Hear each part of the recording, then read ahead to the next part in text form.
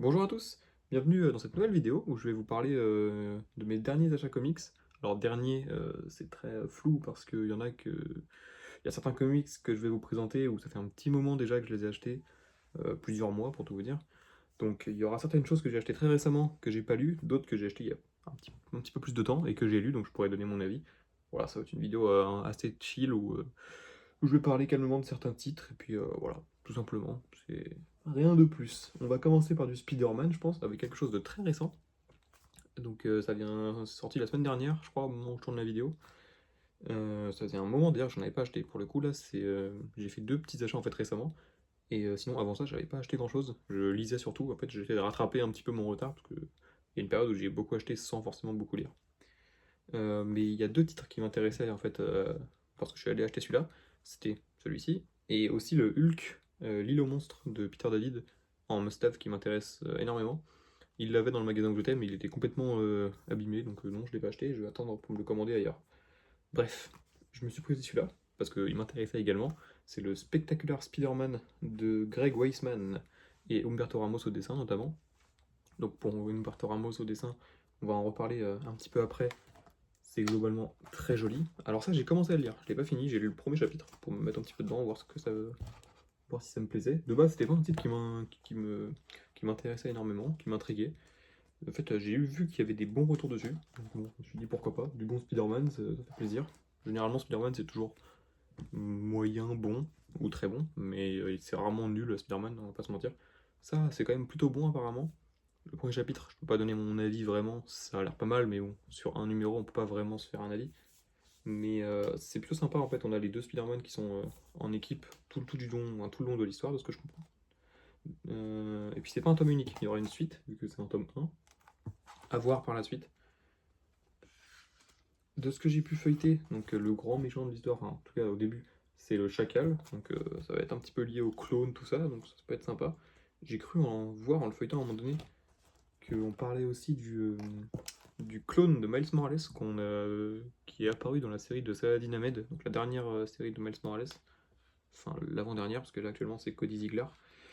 Donc est-ce qu'il faut avoir lu le run pour se lancer là-dedans? Je suis pas sûr honnêtement. Je pense qu'on peut quand même y aller sans trop de soucis. Mais bon, le run de Saladin Ahmed sur Miles Morales c'est plutôt cool, donc vous pouvez y aller, c'est une bonne porte d'entrée je trouve. Après donc franchement au dessin, il n'y a rien à dire, c'est super joli, ça me donne vraiment envie de le lire. Hop, je vous montre quelques planches. Donc voilà, franchement, je pense que c'est une lecture plutôt cool. Voilà. Ensuite, on va parler de ça, on va rester sur du Spider-Man. Alors ça, j'ai fait un gros achat, entre guillemets, j'ai acheté 6 tomes dans un cash converter. En fait, il y avait le Black Friday, donc c'était un acheté, un offert. Et donc j'ai acheté dans les 6, je vais vous les présenter après, mais celui-là, c'était le plus cher d'ailleurs, il était à 7 euros.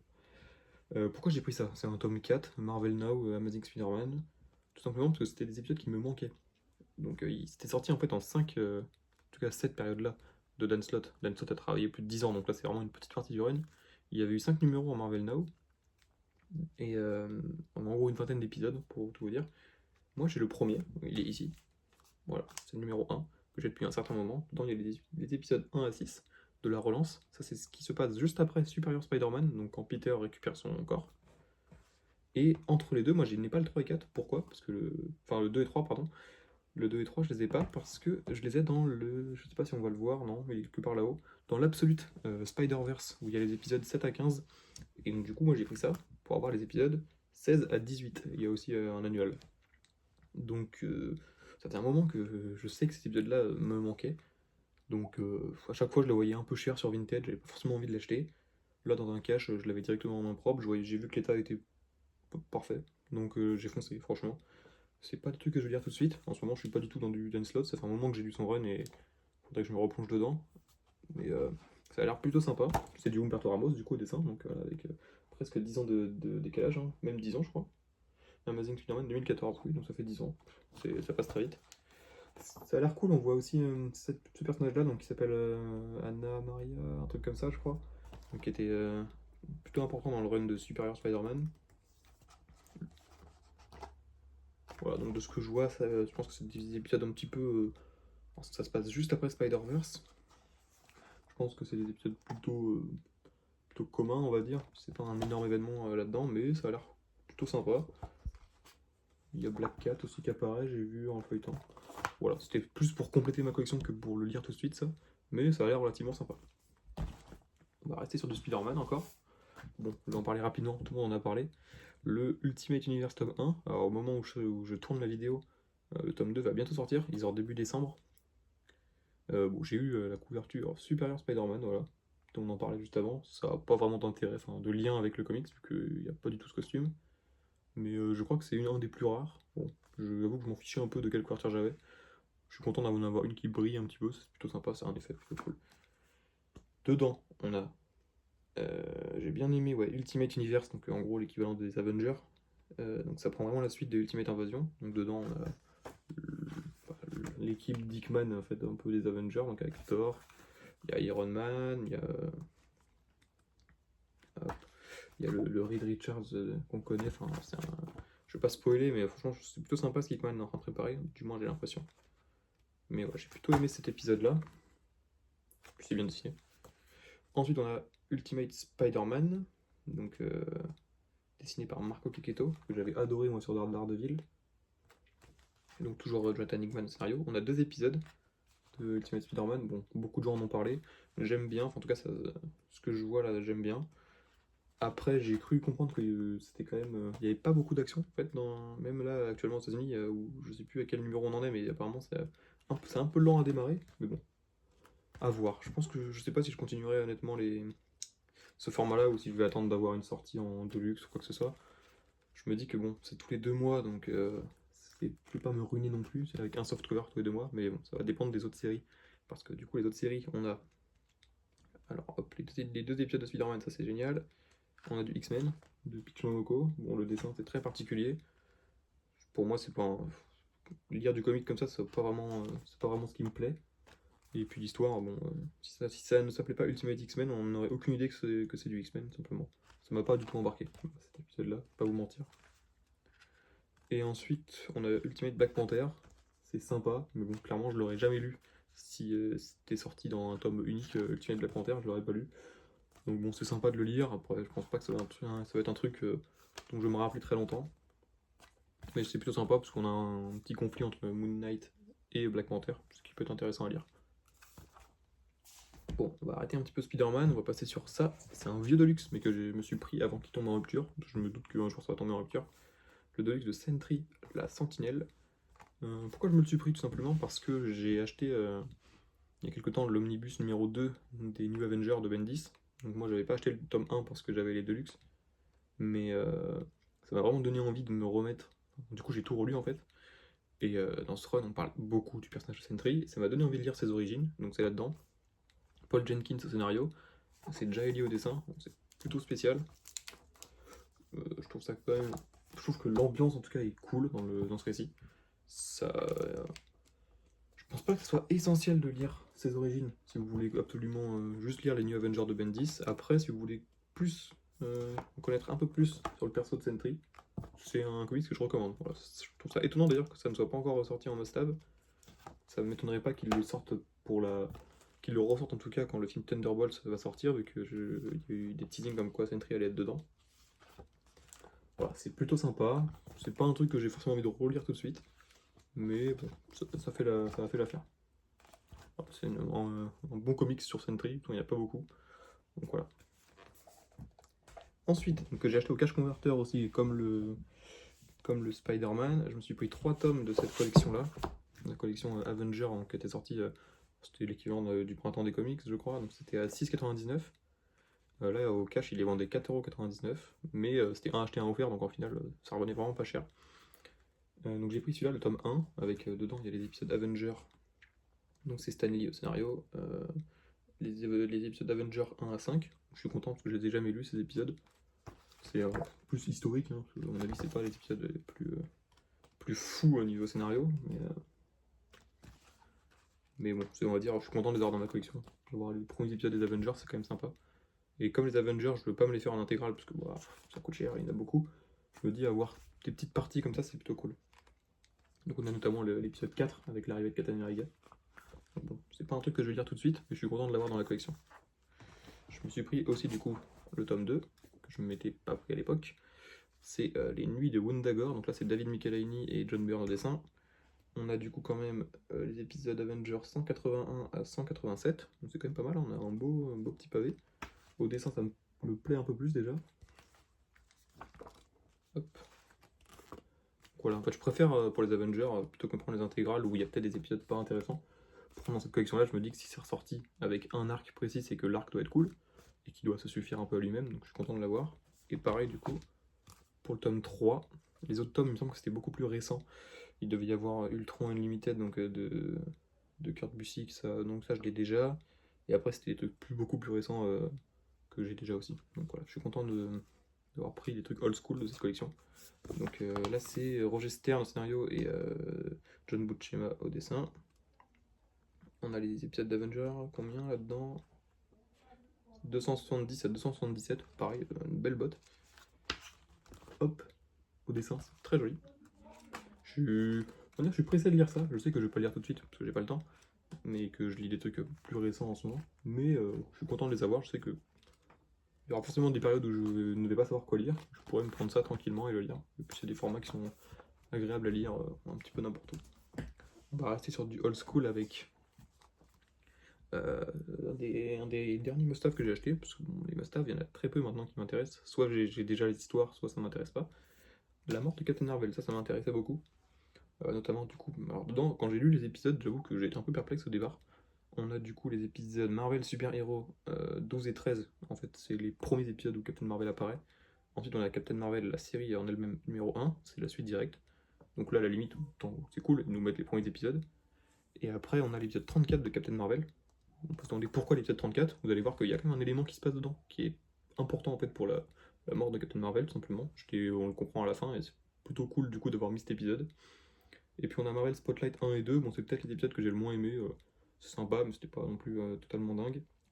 Puis le plus important, le graphic novel, donc le premier graphic novel qui était sorti à l'époque, La mort de Captain Marvel, numéro 1. C'est Jim Starlin du coup qui est au scénario. Et le dessin, je crois que c'est... dessin, c'est Jim Starlin aussi, si je dis pas de bêtises. Vous me corrigerez dans les commentaires. Marvel, oui c'est ça, c'est Jim Starlin qui fait le scénario et le dessin, donc super. Donc c'est du old school, honnêtement ça m'a vraiment donné envie d'en lire plus sur Captain Marvel, c'est un perso que je connaissais très peu au final.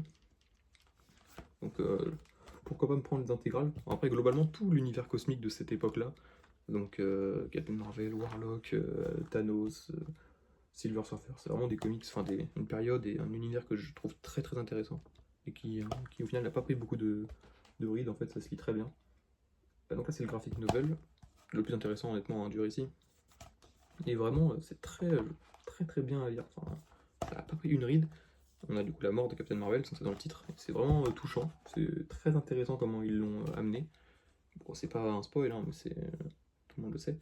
Mais je trouve ça cool aussi, que ce soit un perso qui est mort et qui n'ont pas réanimé plein de fois. Enfin, je ne connais pas assez le personnage pour savoir si est-ce qu'ils l'ont déjà ramené à la vie.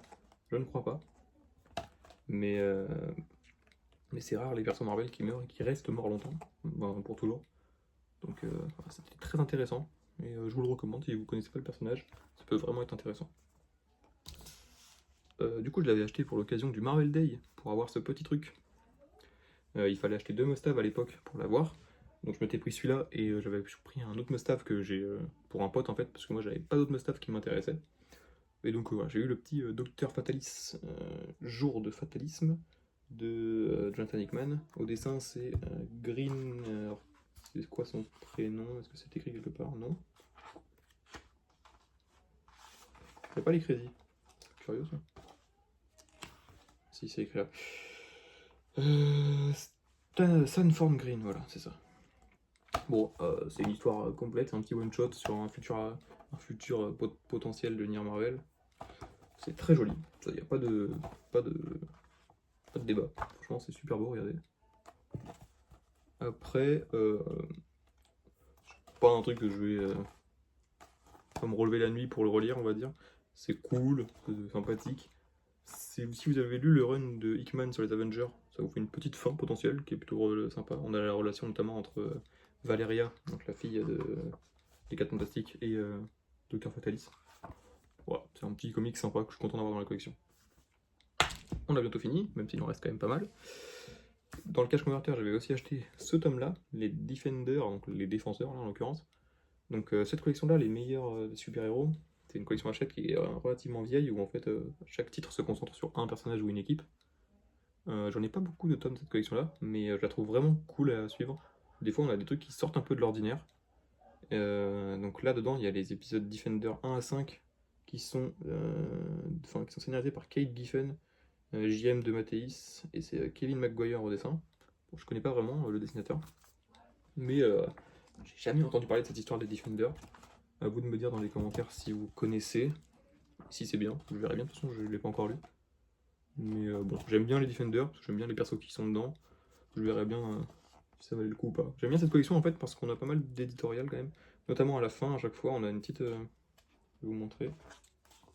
Hop, on a pas mal de textes sur les personnages, et on a toujours une petite... hop, une petite chronologie. Bon, après vous allez me dire, on peut trouver ça sur internet, mais bon, j'aime bien l'avoir à la fin de mon récit. Voilà. Donc plutôt cool. Ensuite, toujours dans le cache converter, Iron Man, le diable en bouteille. Alors ça, c'est sorti dans un nombre de collections, je ne pourrais pas dire combien de collections c'est sorti, mais je m'étais jamais pris. À chaque fois, je me disais, bon, plus tard, plus tard, plus tard. Et là, il était à 4,99 €, donc j'ai foncé. Dedans, c'est les épisodes Invincible Iron Man 120 à 128. Un truc qui est cool, c'est que je sais que la période de David Michelinie, elle est connue pour être très très bien pour Iron Man. J'ai vu qu'il y avait une intégrale qui se terminait par l'épisode 128, donc si jamais ça me plaît, je pourrais partir directement sur les intégrales suivantes, donc c'est plutôt cool. Et si ça me plaît pas, bah tant pis, j'aurais essayé. Surtout que c'est un arc qui est quand même relativement connu, et qui est connu pour être très bien apparemment. Donc au dessin c'est John Romita Jr. C'est plutôt joli. Hop. Pareil, pas encore lu, c'est du old school, j'ai le temps avant de le lire, hein, je veux pas me speeder pour lire ça. Mais voilà. C'est un petit comics, je sais que je l'ai, et puis je suis content de l'avoir dans ma collection. Et pour finir, hop, ça j'ai commencé à lire, j'ai pas encore fini. Je me suis pris sur Vinted, ça fait un petit moment. Les 2 premiers tomes en Marvel Now de la série Iron Man de Brian Michael Bendis. Donc dedans il y a les épisodes... Oula, le téléphone a failli tomber, tout va bien. Là-dedans il y a l'épisode 1 à 5, et dans le deuxième qui est un peu plus gros, les épisodes 6 à 14. Après ça, on a la série internationale Iron Man, que j'ai pas, mais que j'essaie de me trouver en ce moment. Puis après, il y a Iron Heart, si je dis pas de bêtises, en 2 tomes. Et après, il y a Infamous Iron Man. Et après, il y a encore du Iron Man, je crois. Enfin, le run de Bendis est relativement long. J'ai envie de me le faire si je peux tout me trouver. Moi, j'ai les 2 premiers tomes. C'est donc Bendis au scénario, David Marquez au dessin. Et dans le deuxième tome, c'est du Mike Deodato Jr. au dessin. Bon, en gros, c'est joli, quoi. J'avoue que j'ai voulu me prendre ça avec un petit peu la hype qui est autour de Fatalis. Je sais qu'on en parle pas mal dans ce run. Et puis il y a la série Infamous Iron Man qui est centrée sur Fatalis. Mais voilà, c'est un run qui globalement a une bonne presse, je crois. Mais voilà, j'avais jamais pris le pas pour le lire, donc je vais me mettre là-dedans bientôt. Si ça me plaît vraiment, je ferai peut-être une vidéo une fois que j'aurai tout le run. Mais voilà. C'est tout, voilà. Enfin, c'est déjà pas mal. J'aurais parlé presque 20 minutes. J'espère que ça vous aura plu, et moi je vous dis à bientôt. Au revoir.